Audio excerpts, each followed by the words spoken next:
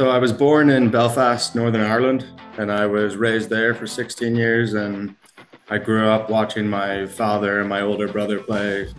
And basically, as soon as I was capable of running, I was playing flag rugby from a very young age. So I've been playing rugby more or less my whole life. I've been involved with the sport my whole life. Before I could even walk, I was watching my dad play before he retired, stuff like that. So I've been pretty involved with the sport most of my life. It's one of my biggest passions and I love it a lot. So I was born and raised in Northern Ireland and played a lot of schoolboy rugby and club rugby there growing up. And then I didn't want to let that go when I moved to the States in 2012. And when I moved to Bellingham, Washington, up by the Canadian border, I found Chuckanut Bay Rugby Club and immediately joined in with the program there and played high school rugby there. I did a little bit of training with Western Washington University, but I didn't go to the college itself, so I never actually played for them. But I was allowed to go practice and train with them a little bit because I had a bit more experience than a lot of the boys that were going through the program. And then, after playing high school rugby with Chuckanut Bay, I started doing things like playing for the Loggers Washington State All-Star team in high school. And through doing that, Kevin Flynn, the president of the Seattle Rugby Club and manager of the Seawolves currently, basically reached out to me and let me know that there was a men's club down in Seattle and that he would be very keen to get someone like me down there to play. So I think 1 year out of high school, I ended up moving down to Seattle specifically to play for the Seattle Rugby Club, which it used to be called the Seattle Saracens at the time. And I was pretty lucky to meet Kevin Flynn because he was the one that originally hooked me up with a job so that I could move down to Seattle from Bellingham to play for the rugby club. And I've been playing for them ever since. And there's been a few name changes of the club, but the culture's been great the entire time and it's been a great experience. There's a bunch of geographic conferences all around the country, and basically each one of those conferences crowns a champion, and then each one of those champions gets invited to a regionals, one of the 4 regionals around the country. So there's the Pacific, the South, East, and the Midwest. And then there's a 2-game elimination format at regionals, and if you win both games at regionals, then you get invited to the national championship. And then for both regionals and nationals, it's a single game elimination. So you have to win both games at regionals to be able to go to nationals, and then you have to win both games at nationals to win the championship. For us as the Seattle Rugby Club, we are the only D1 team in the Pacific Northwest, so we automatically qualify for regionals. We don't really have necessarily any competition that we have to fight through to get to regionals, but we play teams like Boise United, who are one of the better D2 teams in the Pacific Northwest. So we use them as a good challenge to build us up for going to regionals, and they usually go on to regionals and push through to nationals. So we don't have to do too much fighting. We kind of just focus on our own terms in terms of leading up to regionals and work on our own work-ons and prep as best we can for when we go to regionals, because there's quite a bit of a jump from the standard of competition that we play against normally throughout the season than when we go to regionals. I think you get to bring a 28-man squad, and then I think on the day we can only choose 23. We've had pretty good competition within our training squad. We've had about 35 to 45 maybe players coming in and out of training pretty consistently, and we probably have a good 30 to 35 players that all are scrambling and fighting to earn a position on that roster to go to regionals. So we've had some pretty healthy competition within our own practices to help build the boys up and help just keep the guys confident in terms of training and being focused and really setting goals for themselves personally and us as a team. So it's been nice to have that at trainings, because I know that's not common for a lot of teams. It's hard to get that many guys out, but we have a pretty strong community up here in the Pacific Northwest and a lot of hungry, competitive, young players that want to make a name for themselves and want to make the next jump to the next level and stuff. So we have a lot of good, healthy competition in our own practices, and yeah, there's definitely going to be a bit of a scramble for a few players to try to make that roster list so that they can come enjoy the fun on the trips. A big part of this season's success was just how close we got last year. We won our Super Regionals and we made it to Nationals, and we lost in the semi-final at Nationals last year. And I think after a narrow loss in the semi-final, I think we huddled up and just kind of looked at each other and we're like, guys, like, let's just commit to next season. Like, let's try to keep the same faces that we have here and get new players in and just try to roll what we did last season into this season. And we kind of just made an agreement as a team before our season started that, like, we want to have massive commitments just on the field, off the field, at practice, in our personal lives, and kind of really try to make the strive at doing what we did last year and making it all the way to nationals through regionals, and maybe making that next step to have a chance at the national championship.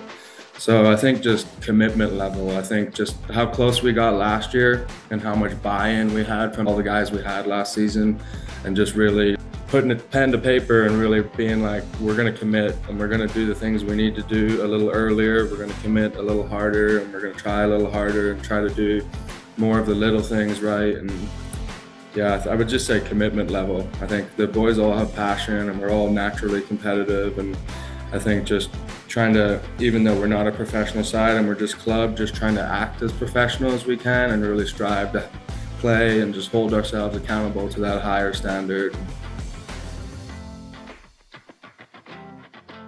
Yeah, just I could kind of express how excited we are as a men's team right now, and I'm sure the women's are as well, but I haven't spoken to them as much, just about having another chance this year going to regionals and how much we're looking forward to it and how excited we are. And the buzz around practice right now is pretty epic, and there's boys are showing up early and doing the extras, and you can really see the commitment level by everyone personally and the passion, like, and just it's just really motivating to see it around you, and it helps build me up. And just how excited I am to have another opportunity this season to go to regionals and potentially have another chance to go to nationals and do a little better than we did last year. And yeah, I'm buzzing about it all. I'm really proud to be a part of this club, and it's been a good many years, and I've got plenty of years left in me, and I'm excited to hang around. And yeah, I really enjoy everything about the culture and the community up here, and I'm really excited for this season and where the boys are at and how far we've come as a team, and likewise for the women's side. And I think it's going to be a really fun trip for both the men's and women's team in Vegas at regionals. So just really looking forward to it. It's kind of tough. It's usually pretty far away from the strip. Conditions are usually extremely hot, temperatures of around 100 degrees. So we have to manage our water and hydration levels like pretty extremely. And that's the nice thing that we get to bring such an extended roster, is that, like, some players just want to be there to help out as best they can, even though they might be aware that they're not getting selected on certain days, and just having guys help us with hydration, snacks, and ice towels, and just managing our hydration levels. It's usually pretty hot and pretty challenging. I mean, even playing one game in a weekend at 100 degrees is a challenge, never mind having to play 2 games in one weekend, which is physically and mentally challenging. But I think we're pretty well set up for this year, and we're looking forward to the challenge. I think last year we played our first regionals game at about 1, 2 o'clock, so peak heat time, yeah. And then I think the second game we played was later in the day. I think we played at like 5 or 6 o'clock, which is usually a little helpful, but either way, it's not fun to play in those temperatures and in dry conditions like that. And that's something that we're trying to preach the boys to get into now. We're trying to, like, force them to really push their lungs and really tire themselves out in preparation for them. And if they can, get into saunas and try to do breath work and stuff like that to prep themselves for the heat that we're going to experience in Vegas, because it's going to be tough. But yeah, we're doing all the prep that we can, and we're just edging the boys on to do everything that they can in preparation for such challenging conditions.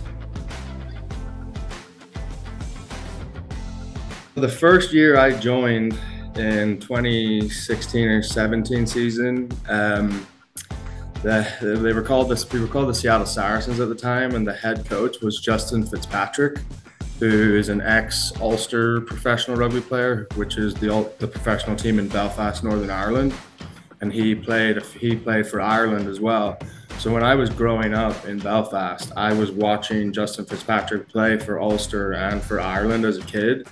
And like, I had no idea that I'd be living in Seattle ever, and then I wasn't even aware that he was the head coach until I came down to my first practice session.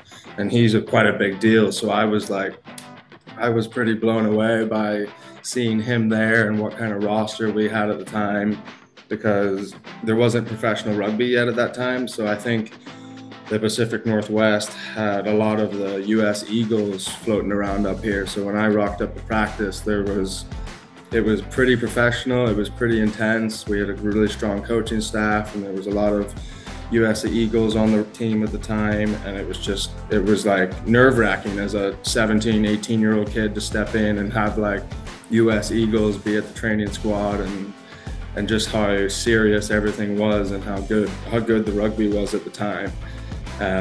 That's definitely up there. And then I would just say all the trips, just like the bonding with the guys and friendships and the community that I've been able to get involved with since I've been a part of the club. There's a massive community around us, and it's an honor and a privilege to be a part of it. And yeah, we no longer play in the British Columbia Premier League, but for 3 or 4 seasons we were there, and we did a lot of traveling up to Canada and Victoria.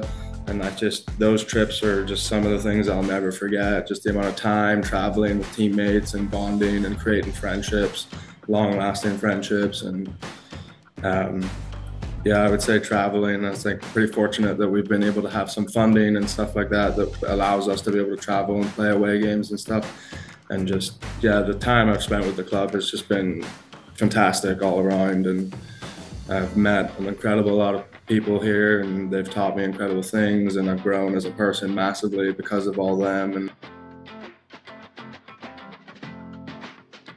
I think just the community, I think just the amount of people involved with the programs, like there's so much youth rugby around here, and just how strong our men's and women's side is. I think just the community and the culture surrounding our club.